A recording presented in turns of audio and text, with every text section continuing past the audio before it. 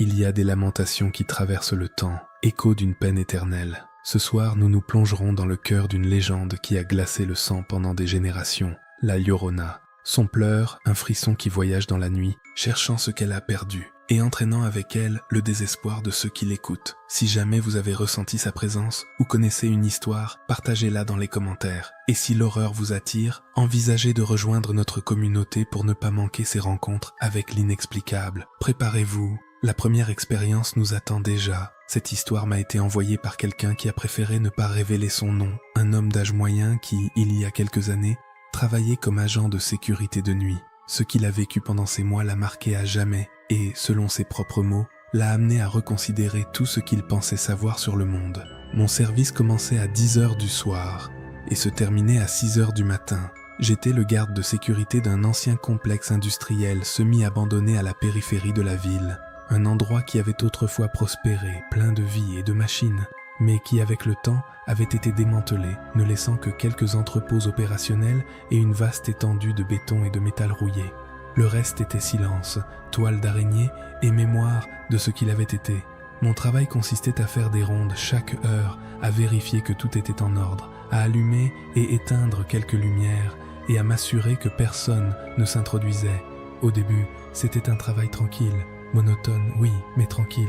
J'aimais le silence de la nuit, la façon dont les étoiles brillaient sans la pollution lumineuse de la ville. Je pouvais entendre les grillons, le vent sifflant entre les tôles des toits et, parfois, l'aboiement lointain d'un chien. J'avais avec moi une puissante lampe de poche, une radio et un thermos de café qui maintenaient mon esprit éveillé. Les premiers mois passèrent sans incident, juste la routine et la solitude, mes pensées comme seule compagne. Tout a changé une nuit, à la mi-automne.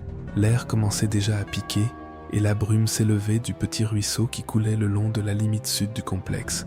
Il était près de 2h du matin et je faisais ma ronde dans la partie la plus ancienne des installations, près de l'endroit où le ruisseau s'élargit formant une sorte de marécage couvert de roseaux. Soudain, j'ai entendu quelque chose. Au début, je l'ai confondu avec le vent, un gémissement qui semblait se faufiler entre les structures vides. Mais ce n'était pas le vent, c'était un son humain, bien que déchirant, plein d'une tristesse si profonde qu'elle m'a glacé le sang. Je me suis arrêté net, ma lampe de poche explorant l'obscurité. Il n'y avait personne, le complexe était clôturé et les portes d'accès étaient bien fermées et surveillées. De plus, ce son n'était pas celui de quelqu'un essayant d'entrer ou de sortir. C'était un gémissement, un long et prolongé soupir, comme celui d'une mère qui a perdu son enfant. Les poils de ma nuque se sont hérissés. J'ai essayé de rationaliser. Un animal, un renard peut-être. Mais au fond de moi, je savais que ce n'était pas ça. Le son s'est éloigné, se dissipant dans la brume et la nuit. Cette nuit-là, je n'ai pas pu bien dormir en rentrant chez moi. L'image de cet endroit désolé, combinée avec le gémissement, est restée gravée dans mon esprit. Les jours suivants, j'ai essayé de me convaincre que c'était la fatigue, ou que mon imagination m'avait joué un tour. Mais une semaine plus tard, cela s'est reproduit. Cette fois, le son était plus clair, plus proche. Je faisais ma ronde dans les hangars actifs, et le lamentement semblait venir de l'extérieur, juste du côté qui donnait sur la rivière. Ce n'était pas aussi faible que la première fois. Il y avait une intensité, une désespoir palpable dans chaque note de ce cri. J'ai pris la radio pour signaler quelque chose, mais ma main est restée suspendue dans l'air. Que dirais-je ? J'ai entendu un lamentement fantomatique, chef. Il se moquerait de moi, ou pire encore, il penserait que je devenais fou. J'ai décidé d'enquêter par moi-même. Avec la lampe de poche à la main, je me suis approché du périmètre qui bordait la rivière. Le brouillard était plus dense cette nuit-là, un drap blanc qui enveloppait tout, transformant les arbres en silhouettes spectrales. J'ai marché lentement, mes pas résonnant dans le silence. Le lamentement, intermittent au début, est devenu constant. Il semblait venir de l'eau, ou de très près d'elle. Je pouvais distinguer des mots, ou ce qui semblait l'être, bien que je ne comprenais rien. Juste une immense douleur. Mon cœur battait fort contre mes côtes. Je ne ressentais pas de peur au sens d'une menace physique, mais une profonde angoisse, une sensation de peine d'autrui qui me transperçait la poitrine. Je me suis penché sur le talus qui descendait vers la rive de la rivière. La visibilité était presque nulle. Je ne voyais que la surface sombre de l'eau, à peine agitée, reflétant les faibles lumières du complexe comme des fantômes dansant. Et là, près de la rive, au milieu des roseaux, j'ai vu quelque chose. C'était une silhouette. grande et mince, complètement vêtue de blanc, ou du moins c'est ce que j'ai pensé à cause de la façon dont la brume et la lumière de ma lampe de poche jouaient avec ma vision. Ses cheveux semblaient sombres, longs et en désordre. Elle était de dos, penchée vers l'eau, comme si elle cherchait quelque chose. Le lamentement provenait d'elle. Ce n'était pas un cri hystérique, mais un gémissement constant, une litanie de souffrance. Je restais immobile, paralysé par la vision. Était-ce une personne ? Que faisait-elle là, au milieu de la nuit, vêtue ainsi ? J'ai essayé de crier, de demander si elle avait besoin d'aide, mais ma voix est restée coincée dans ma gorge. Mon esprit luttait pour traiter ce que mes yeux voyaient. La silhouette se déplaçait avec une lenteur éthérée, presque en flottant au-dessus du sol couvert de rosée. Et le lamentement, oh Dieu, ce lamentement, c'était le son le plus désolant que j'ai jamais entendu. Soudain, la silhouette se redressa et tourna la tête vers moi. La brume était épaisse et la distance n'aidait pas, mais je pouvais distinguer la vague silhouette de son visage. Je ne pouvais pas voir les détails, juste une extrême pâleur et 2 orbites sombres, vides. Je ressentis un froid glacial qui ne venait pas de la température extérieure, mais d'une partie profonde de mon être. Mes jambes commencèrent à trembler. La silhouette ne fit aucun mouvement vers moi, ni aucun geste. Elle me regarda, ou du moins, je sentis qu'elle le faisait. Le lamentement s'intensifia un instant, un crescendo de douleur qui me perfora les oreilles et l'âme. Puis, avec la même lenteur fantomatique, elle se retourna et disparut parmi les joncs, comme si elle n'avait jamais été là. Le lamentement cessa abruptement, laissant un silence oppressant qui était presque plus terrifiant que le son. Je suis resté là, debout, pendant ce qui sembla des siècles, ma lampe de poche pointant toujours vers l'endroit vide. Quand j'ai finalement pu bouger, je me suis retourné et j'ai couru. J'ai couru sans regarder en arrière, retournant au hangar éclairé, au refuge du petit bureau de sécurité. Je me suis enfermé, respirant difficilement. Tout mon corps tremblait de manière incontrôlable. Cette nuit-là, je n'ai pas fait d'autre ronde. Je suis resté assis, les lumières allumées, ma radio à mes côtés, écoutant le silence. Chaque craquement, chaque soupir du vent me semblait le début de ce lamentement. Je n'ai raconté à personne ce que j'avais vu. Qui me croirait ? Comment décrirais-je ce mélange d'angoisse et d'horreur que j'avais ressenti ? Les jours suivants furent un tourment. J'avais peur de retourner travailler, mais j'avais besoin de l'emploi. Quand la nuit de mon prochain service est arrivée, j'ai ressenti un nœud dans l'estomac. Je suis arrivé au complexe. Tout semblait normal, routinier. J'ai essayé de me convaincre que c'était un rêve, une hallucination. Mais je savais que ce n'était pas le cas. Pendant plusieurs nuits, je n'ai rien entendu. Le calme m'a donné un faux sentiment de sécurité. J'ai commencé à penser que, peut-être, l'apparition ne reviendrait pas, que c'était un événement isolé, que mon esprit, épuisé par la solitude, avait créé une image terrifiante. Mais le silence n'a duré que jusqu'au prochain changement de lune, lorsque les nuits sont devenues plus sombres et que le brouillard est redevenu un compagnon constant. Les lamentations sont revenues. Cette fois, elles étaient plus fréquentes, presque toutes les nuits. Parfois, je les entendais au loin. D'autres fois, elles semblaient provenir juste de l'extérieur des hangars. J'étais terrifié chaque fois que je devais faire la ronde près de la rivière. J'essayais d'éviter cette zone, inventant des excuses pour ne pas passer par là. Mais ma route de surveillance était fixe, et la peur que la direction me découvre en train de faire moins que ce que je devais était presque aussi grande que celle de la revoir. Une nuit, alors que je vérifiais l'un des plus grands et anciens entrepôts, j'ai entendu un léger éclaboussement. Je me suis arrêté. Le son venait de l'intérieur du bâtiment, de l'arrière, où il y avait une grande fissure dans le sol en béton qui se remplissait d'eau de pluie et créait un petit étang à l'intérieur du hangar. Ça avait toujours été un endroit sombre et humide, et je l'évitais autant que possible. Ma lampe de poche s'est allumée et a pointé vers l'obscurité. L'éclaboussement a cessé. Seul l'écho de mes propres battements de cœur remplissait l'air. J'ai avancé prudemment, mon cœur battant la chamade. L'air est devenu froid, avec ce genre de froid qui n'est pas naturel, qui vous pénètre jusqu'aux os. Et puis, un murmure, une voix féminine, à peine audible, qui semblait provenir de l'étang. Je ne distinguais pas les mots, mais la tristesse qu'elle transmettait était indéniable. Je suis resté immobile, la sueur froide coulant le long de mon dos. Était-elle à l'intérieur du bâtiment ? Comment était-elle entrée ? Il n'y avait pas de moyen, les portes et les fenêtres étaient verrouillées. J'ai rapproché la lampe de poche, mes mains tremblaient tellement que le faisceau de lumière se déplaçait de manière erratique. Et je l'ai vue. Juste au bord de l'étang intérieur, il y avait une trace de pas mouillé. Ce n'étaient pas des empreintes de bottes ou de chaussures ordinaires. Elles étaient fines, longues, et se terminaient brusquement là où le béton sec commençait. C'étaient les empreintes de pieds nus, et l'eau du petit étang, qui normalement était sombre et calme, avait maintenant de petites ondulations, comme si quelque chose venait de sortir ou de s'y plonger. Je sortis de la cave comme une âme que le diable emporte. Je courus de retour au bureau, cette fois avec la certitude absolue que je n'étais pas seul dans ce complexe. Ce n'était pas un animal, ce n'était pas un voleur, c'était quelque chose d'autre. Quelque chose qui n'appartenait pas à ce monde. Les jours se transformèrent en semaines, et les semaines en mois. La présence devint partie de ma routine nocturne. Chaque nuit, je me préparais à l'écouter, à sentir le froid, à voir une ombre fugace aux limites de ma vision. J'essayais de l'ignorer, de me concentrer sur mon travail, mais c'était impossible. Son lamentement était une torture psychologique constante. Je me sentais observé, traqué. Je commençais à perdre du poids. Mes yeux s'enfoncèrent, et l'insomnie s'empara de moi même chez moi. Je commençais à entendre le lamentement même quand je ne travaillais pas. Dans le silence de mon appartement, parfois, une rafale de vent ou un bruit lointain me faisait croire que je l'entendais à nouveau. Je me réveillais en sursaut, convaincu qu'elle était là, flottant dans l'air de ma chambre. Je devins paranoïaque, vérifiant les portes et les fenêtres avant de dormir, sentant que cette présence m'avait suivi chez moi. Une nuit, la pire de toutes, je faisais ma dernière ronde avant l'aube. La nouvelle lune n'offrait aucune lumière, et le brouillard était si épais que je pouvais à peine voir mes propres mains devant moi. Je m'étais laissé aller, pensant que l'obscurité totale la dissimulerait. Grave erreur.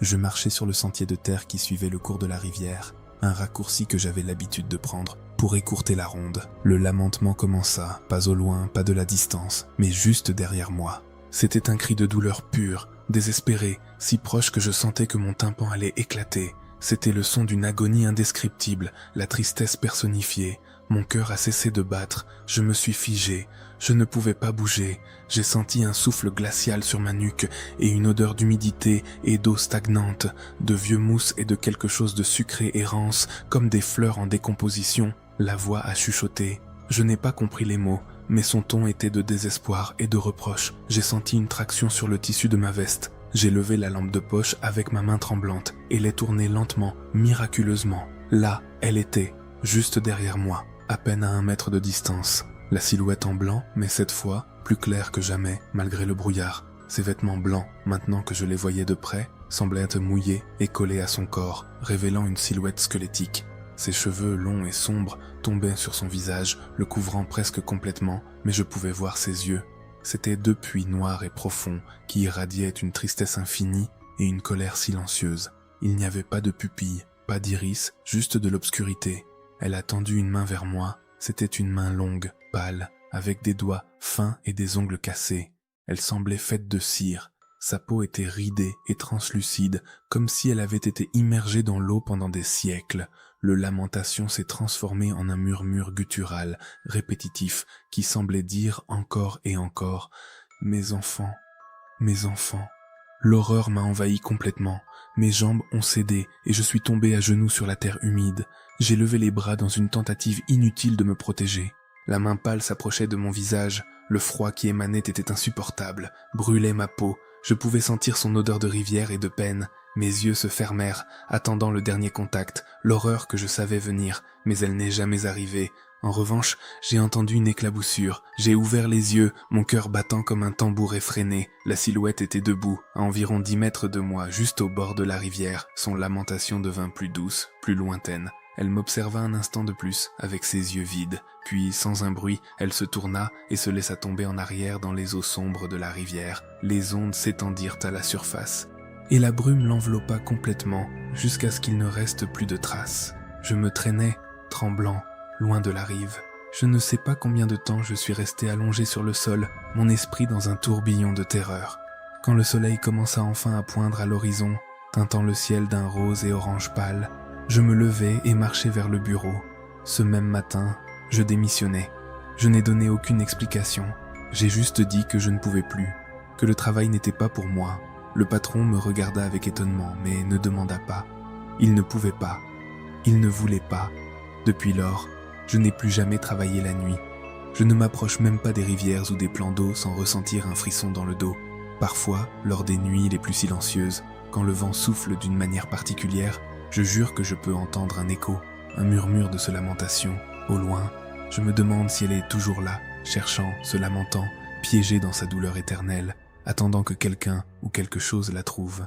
Et ainsi se termine l'expérience de ce suiveur. Je suis sûr qu'il n'oubliera jamais ce qu'il a vu dans ce complexe industriel isolé. Cette histoire m'a été envoyée par Marco, qui a travaillé comme veilleur de nuit pendant un certain temps. Avant de commencer, si tu apprécies ce type de contenu, laisse-moi un commentaire pour me dire ce que tu en as pensé. Maintenant, permets-moi de te conduire à une nuit que cette personne n'oubliera jamais. Je m'appelle Marco et cela m'est arrivé il y a environ 8 ans lorsque j'ai obtenu un emploi comme veilleur de nuit dans une vieille usine textile en périphérie de la ville. C'était un endroit énorme, presque un complexe industriel, avec plusieurs bâtiments, certains encore en fonctionnement et d'autres complètement abandonnés, dévorés par la végétation et la rouille. L'usine jouxtait une rivière aux eaux sombres et lentes qui serpentait comme une artère grise à travers le paysage. J'ai accepté l'emploi pour la tranquillité, pour la paye et parce que j'ai toujours aimé le silence de la nuit. Je n'ai jamais été de ceux qui croient aux fantômes, mais cette expérience a changé ma façon de voir le monde pour toujours. Mes premiers quarts de travail étaient monotones. Je marchais dans des couloirs sans fin, entre des machines couvertes de bâches poussiéreuses, contournant des tas de boîtes et de débris. La lumière de ma lampe de poche était ma seule compagne, dessinant des cercles de clarté dans l'obscurité oppressante.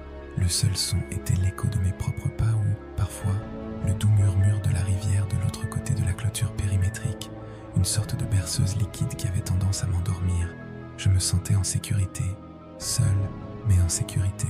C'est après la 3e semaine que j'ai commencé à remarquer quelque chose. Au début, c'était subtil, un changement de température dans le vieux entrepôt principal, un courant d'air glacial qui n'avait pas d'explication, même lorsque toutes les fenêtres et portes étaient fermées. Je l'attribuais à des courants d'air étranges dans un bâtiment si ancien et si grand. Puis, les sons ont commencé. Ils étaient si légers qu'au début, je les ai écartés comme des bruits d'animaux nocturnes, le vent s'infiltrant par une fissure, ou peut-être le grincement d'un vieux tuyau dans le système de chaudière. Parfois, je jurais entendre un gémissement très très lointain, presque un soupir triste que la brise apportait depuis la rivière, mais je l'attribuais toujours à mon imagination. Une nuit, alors que je patrouillais dans le secteur des vieux métiers à tisser, où les machines étaient arrêtées et couvertes de draps blancs qui semblaient des figures fantomatiques sous la lumière de ma lampe de poche, le gémissement est devenu un peu plus net. Ce n'était pas le vent, ni un animal, c'était un son humain, rempli d'une angoisse si profonde qu'il me hérissait les poils de la nuque. Je me suis arrêté net, mon cœur battant comme un tambour. J'ai éteint ma lampe de poche et je suis resté dans l'obscurité la plus totale, essayant de discerner d'où cela venait. Le silence qui a suivi était plus terrifiant que le son lui-même. On n'entendait pas une mouche, seulement le battement de mon propre cœur. J'ai rallumé la lampe de poche, balayant le faisceau sur les métiers à tisser, les colonnes. Rien, absolument rien. Je me suis convaincu que la fatigue me jouait des tours, que la solitude de la nuit amplifiait n'importe quel bruit. Mais cela ne s'est pas arrêté là. Les nuits suivantes, les gémissements sont devenus plus fréquents, plus proches. Ce n'étaient plus des soupirs, ce étaient des gémissements prolongés, traînant dans l'air, avec une qualité spectrale qui me faisait trembler. Ils venaient toujours de la même direction, la rive du fleuve, dans la partie la plus éloignée de la propriété, où la clôture était vieille et corrodée, presque à terre. À plusieurs reprises, j'ai essayé de m'approcher discrètement, pensant que c'était peut-être quelqu'un en difficulté, ou peut-être un sans-abri dormant là. Mais chaque fois que je m'approchais, le lamentement cessait brusquement, ou se déplaçait rapidement vers un autre point, toujours un peu au-delà de ma portée, toujours caché dans l'ombre des arbres riverains ou derrière les murs en ruine de l'usine. J'ai commencé à avoir des problèmes pour dormir. Je me réveillais trempé de sueur froide, avec l'écho de ce pleur dans mes oreilles, cette désespérance qui semblait percer mon âme. Mes collègues du quart de jour me voyaient avec des cernes, pâles. Ils me demandaient si quelque chose n'allait pas, mais je refusais de leur dire. Comment leur expliquer que j'entendais une voix fantomatique? Ils se moqueraient de moi, ou pire, penseraient que j'étais devenu fou. J'ai commencé à ressentir une sensation constante d'être observé, une pression intangible sur moi, surtout quand j'étais près du fleuve. Une nuit, le froid était particulièrement intense. Il avait plu par intermittence pendant la journée, et l'air était chargé d'humidité et de l'odeur de terre mouillée. Mes bottes craquaient sur les feuilles tombées pendant que je faisais ma ronde autour du périmètre extérieur. Les lamentations ont commencé, cette fois plus fortes, plus proches que jamais. Ce n'était plus seulement des gémissements, c'étaient des sanglots gutturaux, déchirants, comme si la douleur jaillissait des entrailles de la terre elle-même. Mon estomac s'est retourné de peur et une profonde tristesse m'a envahi. C'était une douleur étrangère, mais qui s'infiltrait dans mes os. Je me paralysais près de la vieille clôture, incapable de bouger. Le son semblait m'envelopper, venant de partout et de nulle part à la fois. La lumière de ma lampe tremblait dans ma main. Je levai le bras et pointai vers la rivière, vers l'endroit d'où semblait émaner la plus grande intensité du son. Le faisceau de lumière se perdit parmi les buissons et la brume qui s'élevait au-dessus de l'eau. Alors, je le vis. Ce n'était pas clair, c'était plus une impression, une forme floue, une silhouette grande, vêtue de blanc qui semblait flotter à la surface de l'eau. Elle était éthérée, presque transparente, et semblait agiter lentement les bras, comme cherchant quelque chose. Les pleurs étaient insupportables, une litanie de douleurs pures, sans fin. Mon esprit refusait de traiter ce que mes yeux voyaient. Je clignais des yeux, secouais la tête, essayais de penser rationnellement. Un tour de lumière, la brume, mais la sensation de panique était réelle, un frisson qui n'avait rien à voir avec le froid de la nuit. Je fermai les yeux avec force, souhaitant qu'en les rouvrant, la vision ait disparu. Quand je le fis, la silhouette était toujours là, un peu plus près du rivage. Je pus distinguer, ou crus distinguer, de longs cheveux sombres et, pendant un instant, des yeux enfoncés et pleins d'une peine ancestrale. Je sentis mon sang se glacer. Je fis un pas en arrière, trébuchant sur mes propres pieds. Ma lampe tomba au sol, s'éteignant au choc et me plongeant dans une obscurité presque totale, rompue seulement par les lumières lointaines de la ville et le faible éclat d'un lampadaire éloigné. Les pleurs s'intensifièrent, résonnant maintenant directement sur moi, comme si la créature se trouvait juste de l'autre côté de la clôture, à quelques centimètres de mon visage. Je pouvais sentir le froid de sa présence, un froid qui pénétrait jusqu'aux os et qui apportait avec lui l'odeur de l'eau stagnante et du désespoir. Ma respiration s'accéléra, mes poumons brûlaient. Je me couvris les oreilles avec mes mains, serrant de toutes mes forces, mais le son était toujours là, dans ma tête, résonnant dans chaque fibre de mon être. C'était des larmes, oui, mais aussi une menace implicite, une invitation à la désolation. Je ressentis une douleur de terreur absolue lorsque j'entendis une éclaboussure, comme si quelque chose sortait de la rivière. Le craquement de la vieille clôture. Je croyais sentir une main froide sur mon épaule, que j'allais être entraîné dans l'eau sombre, dans cette peine infinie. Je réagis par pur instinct de survie. Je me mis à courir sans me retourner, avec les poumons sur le point d'exploser. Je courus sur le chemin de terre, à travers la cour, vers la zone éclairée de l'usine où il y avait d'autres gardes.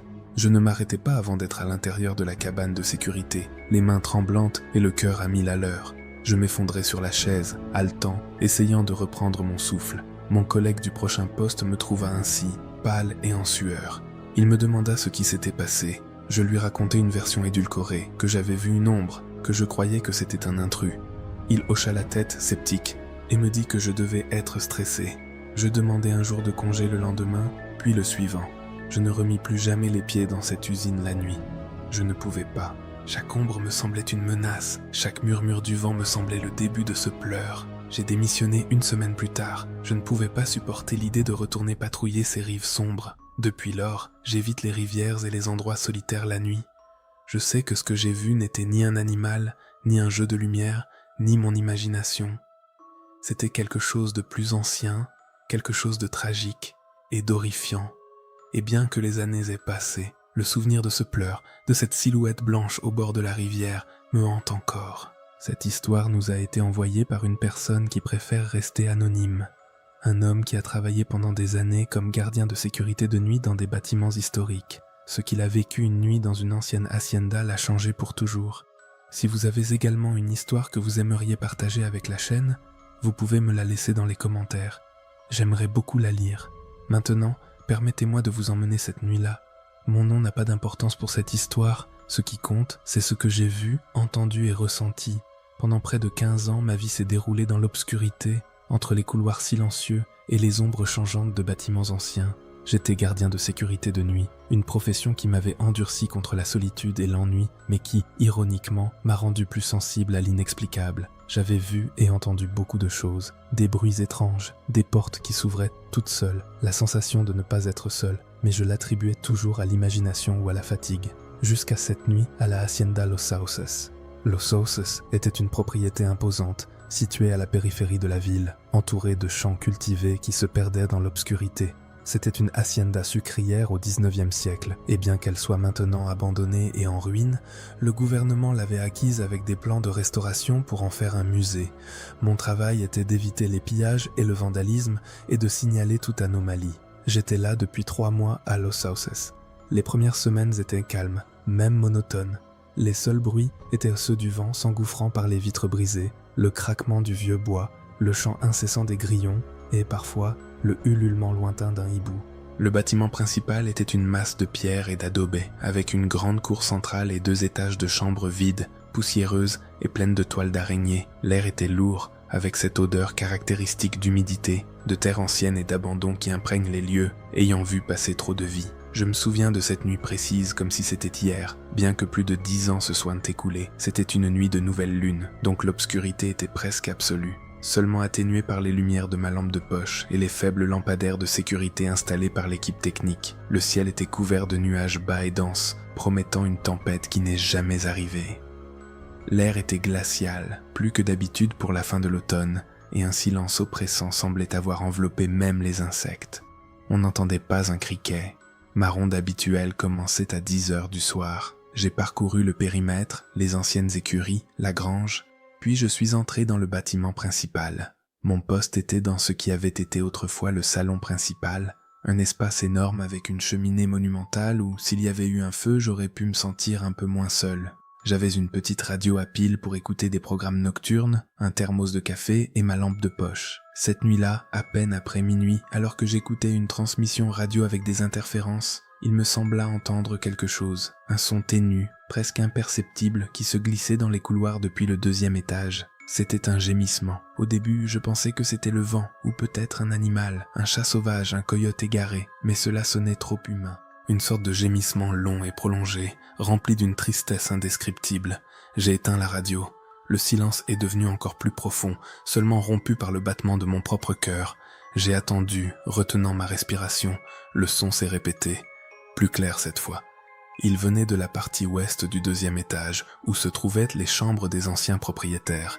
Ce n'était pas un cri, ce n'était pas un pleur hystérique, c'était un gémissement, étouffé, comme si quelqu'un essayait de contenir une douleur immense, mais n'y parvenait pas.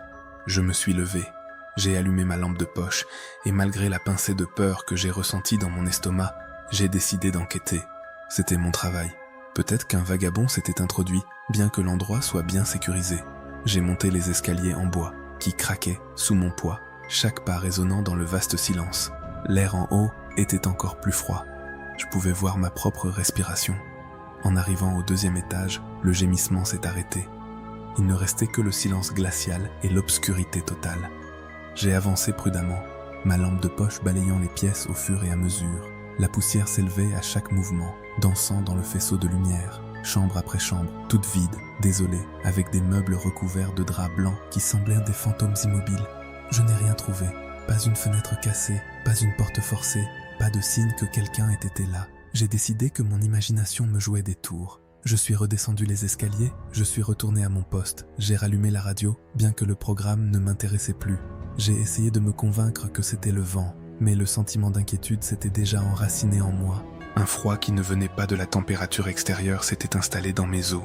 Je me sentais observé. Plusieurs fois, je levais les yeux vers le 2e étage, espérant voir quelque chose dans l'obscurité des couloirs, mais il n'y avait rien. Vers 2h30 du matin, quand j'étais presque convaincu que tout avait été une hallucination, cela se produisit à nouveau. Cette fois, plus près. Ce n'était pas un lamentement, c'était un sanglot de femme, profond, déchirant, qui semblait venir de la cour centrale de la hacienda. C'était un son qui traversait l'âme, chargé d'une peine si écrasante que j'avais presque envie de pleurer moi-même. Je me penchai par la fenêtre du salon principal qui donnait sur la cour. La lune, qui était auparavant cachée, s'était maintenant brièvement montrée entre les nuages, projetant une lumière pâle sur les vieilles dalles. Et alors je l'ai vue. C'était une silhouette, grande et mince, vêtue de ce qui semblait être une longue robe blanche, décolorée et sale, traînant sur le sol. Ses cheveux étaient longs et sombres, et elle semblait se tenir là, courbée, la tête baissée, devant la fontaine sèche au centre de la cour. Elle était seule, complètement seule. Mon cœur commença à battre avec une force brutale. Ce n'était pas une vagabonde, ce n'était pas une femme de chair et de sang. la façon dont elle était là, la quiétude surnaturelle de sa présence, la manière dont la lumière de la lune la traversait légèrement, me glaça le sang. Le sanglot continuait, maintenant un peu plus fort, plus clair, et je sentis qu'il ne venait pas de sa bouche, mais émanait de tout son être. C'était le son de la plus profonde désespérance. J'ai eu une impulsion incontrôlable d'appeler la police, de fuir, de crier, mais mes pieds étaient collés au sol, ma voix s'était asséchée dans ma gorge. Je pouvais seulement regarder, avec l'horreur montant le long de mon dos comme un serpent froid.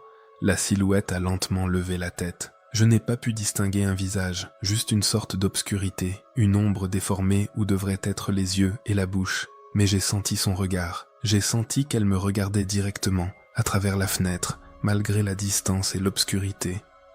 C'était un regard de vide, de douleur insondable, d'une peine qui avait duré des siècles. Et alors, ce qu'elle a dit, ce n'était pas des mots, c'était un cri glaçant, inhumain, qui s'est élevé dans l'air nocturne et s'est répandu dans toute la hacienda, à travers les champs, à travers mon âme.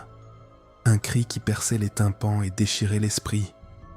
Aïe, mes enfants! C'était un son que je ne pourrais jamais oublier. Ce n'était pas de ce monde. C'était le lamentement éternel d'une mère qui avait perdu ce qu'elle avait de plus précieux.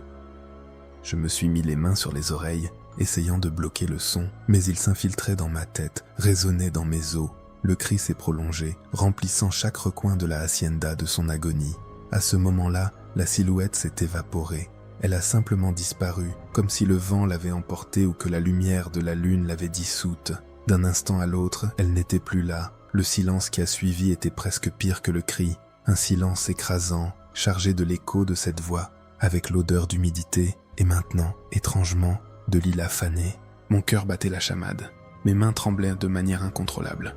J'ai voulu allumer ma lampe de poche, mais mes doigts ne répondaient pas. Je me suis assis par terre, le dos appuyé contre le mur froid, et j'ai fermé les yeux. Je me suis promis de ne pas ouvrir les yeux jusqu'à l'aube, jusqu'à ce que le relais arrive. La vision de cette silhouette, le son de ce cri, s'était gravé à feu dans mon esprit. J'ai senti les larmes couler sur mes joues, des larmes de terreur et d'une profonde tristesse inexplicable. Je n'ai pas dormi le reste de la nuit, je n'ai pas pu. Chaque craquement du bois me faisait sursauter, chaque ombre me semblait être la silhouette de la robe blanche. Je me suis rendu compte que ma radio s'était éteinte toute seule, mes piles étaient épuisées, ce qui était étrange, car je les avais mises neuves cet après-midi-là. Quand le relais est arrivé, le soleil pointait déjà à l'horizon, teintant le ciel de teintes orangées et rosées. L'air froid de la nuit commençait à céder. Mon compagnon m'a trouvé pâle, les yeux injectés de sang et tremblant. Je lui ai dit que je ne me sentais pas bien, que j'avais eu une crise de nerfs à cause de la solitude. Il m'a cru, ou du moins, c'est ce qu'il a semblé. Je ne lui ai jamais raconté la vérité. Qui me croirait? Cet après-midi-là, j'ai démissionné de mon travail à la Hacienda Los Sauces. Je n'ai pas pu y retourner. La simple pensée me provoquait des nausées et une panique incontrôlable. Je n'ai plus jamais travaillé comme gardien de nuit dans des endroits solitaires. L'expérience m'a marqué. Parfois, lors des nuits d'insomnie, quand la ville est silencieuse, je crois l'entendre. Un lamento lointain, une peine qui n'est pas la mienne mais qui s'est glissée sous ma peau. Et chaque fois que je l'entends, je me demande, que faisait cette femme à la hacienda? Qui était-elle? Et pourquoi sa douleur était-elle si éternelle et si réelle? Ce fut l'expérience glaçante de notre suiveur anonyme. C'est vraiment une histoire qui nous invite à réfléchir sur les légendes qui nous accompagnent depuis si longtemps et comment, parfois, elles se matérialisent de la manière la plus terrifiante. Si cette histoire t'a laissé pensif ou t'a fait ressentir quelque chose, laisse-moi un commentaire en me disant ce que tu en as pensé. J'adore lire vos théories et vos propres expériences. Et si tu ne t'es pas encore abonné à la chaîne, je t'invite à le faire pour ne manquer aucune de ces histoires qui nous parviennent chaque semaine. Merci de m'avoir accompagné jusqu'à la fin et on se retrouve très bientôt. Passe une bonne nuit.